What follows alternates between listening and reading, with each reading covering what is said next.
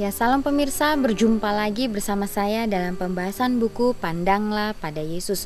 Buku ini dituliskan oleh George R. Knight. Buku ini menceritakan atau menyatakan arti sebenarnya tentang kehidupan Kristus yang bukan sekedar cerita, tetapi inspirasi bagi kehidupan kita masing-masing, ya.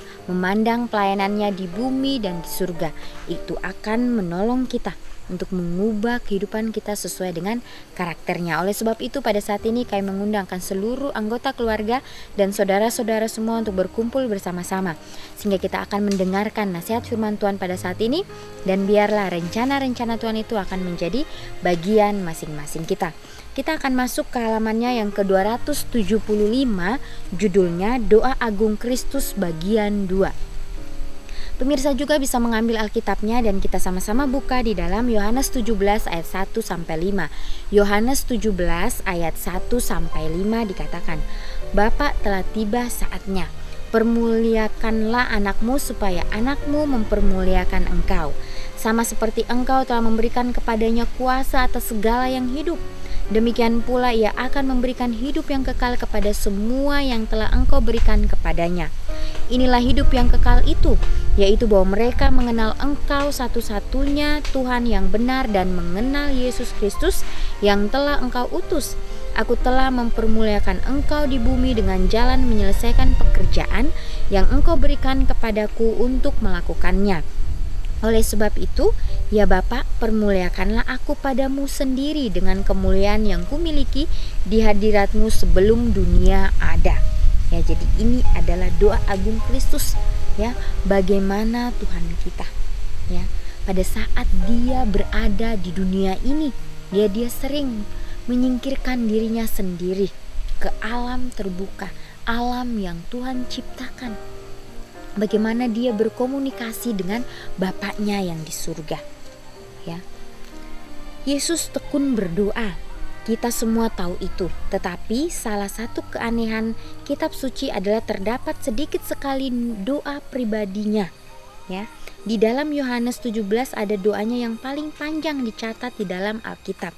Yohanes 17 sesungguhnya adalah doa Bapa kami yang sebenarnya. Doa tersebut terbagi 3 bagian. Yang pertama, doa untuk dirinya sendiri di dalam ayat 1 sampai 5. Yang kedua, doa untuk para muridnya dalam ayat 6 sampai 19. Dan yang ketiga, doa untuk semua umat percaya dalam ayatnya yang ke-20 sampai 26, ya.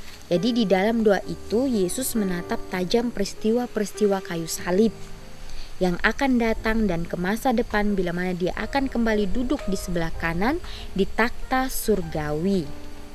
Waktu dan saatnya telah tiba, saat terhadap mana Yesus meletakkan seluruh jalan kehidupannya dan pelayanannya akhirnya sudah tiba.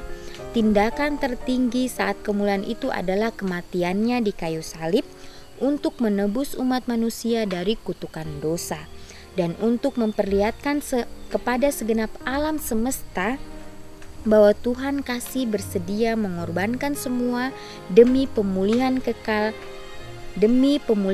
semua ciptaan di planet yang sudah berlaku salah. Jalan kemuliaan bagi Yesus adalah melalui kematiannya, ya, di kayu salib. Tetapi melampaui kayu salib adalah kemuliaan kebangkitannya, ya, kenaikan ke surga dan penempatan di takhta Tuhan sebagaimana digambarkan dalam Wahyu pasalnya yang keempat. Ya, jadi ini bagaimana Yesus, ya. Yesus adalah orang yang sangat tekun berdoa. Kita sudah mengetahui itu semua, ya. Bagaimana Yesus, ya, sudah mengabarkan akan kebenaran firman Tuhan. Bagaimana Tuhan mengutus, ya, Bapaknya di surga mengutus Yesus ke dunia ini, ya, untuk menunjukkan karakter yang begitu luar biasa, ya. Bagaimana Yesus sudah memuliakan Bapaknya yang di surga, ya. Bagaimana juga Yesus dimuliakan pada saat dia berada di kayu salib dan pada saat kebangkitannya, yaitulah kemuliaan yang Bapaknya yang di surga berikan kepada Yesus. Ya, walaupun itu begitu banyak penderitaan, ya, kesakitan yang Yesus rasakan, ya, tapi Yesus ya, mau mengambil semuanya itu oleh karena dia sangat mengasihi manusia, ya. Dia sudah begitu memberikan banyak contoh kepada masing-masing kita.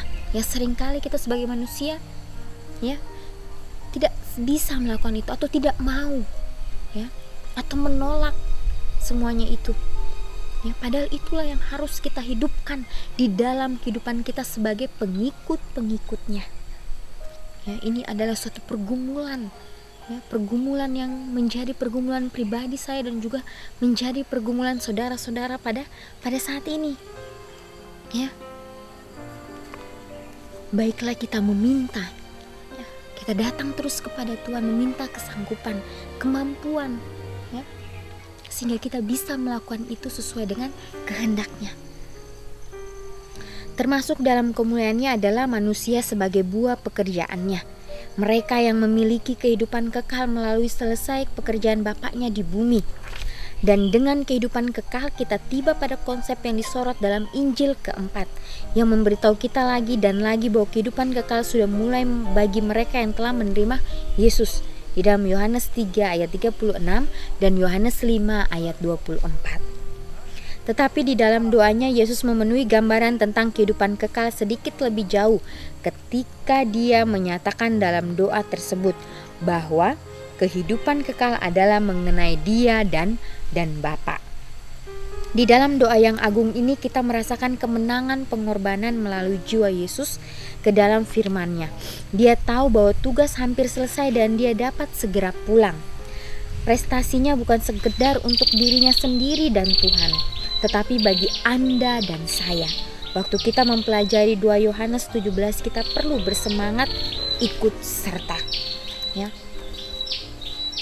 Bagaimana perjalanan Yesus, ya, pada saat dia berada di dunia, ya.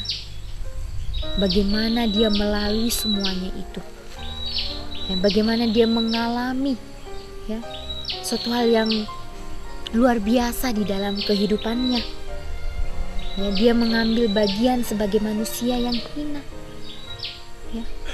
Dia merasakan akan penderitaan kita, ya. Yesus memiliki kemuliaan yang luar biasa pada saat dia berada di surga. Ya, Yesus mengambil bagian sebagai manusia, ya, karena dia sangat mengasihi kita. Ya, pada saat Yesus berada di dunia ini, ya, dia mempunyai penyangkalan diri yang luar biasa. Bagaimana dia merasakan setiap penderitaan manusia. Pada saat dia datang kepada orang yang sakit, dia merasakan kesakitan itu. Pada saat dia datang kepada orang yang menderita, dia rasakan penderitaan itu. Pada saat dia datang kepada orang yang sedang bersedih, dia rasakan kesedihan itu. Pada saat dia datang kepada orang yang bersuka cita, dia rasakan sukacita itu. Ya, biarlah kita minta perasaan itu, ya, perasaan yang Yesus rasakan, ya, sehingga kita juga bisa, ya, mengambil bagian di dalam semuanya itu. Ya, inilah yang harus kita doakan, ya, kita minta tuntunan kuasa Roh Kudus, ya.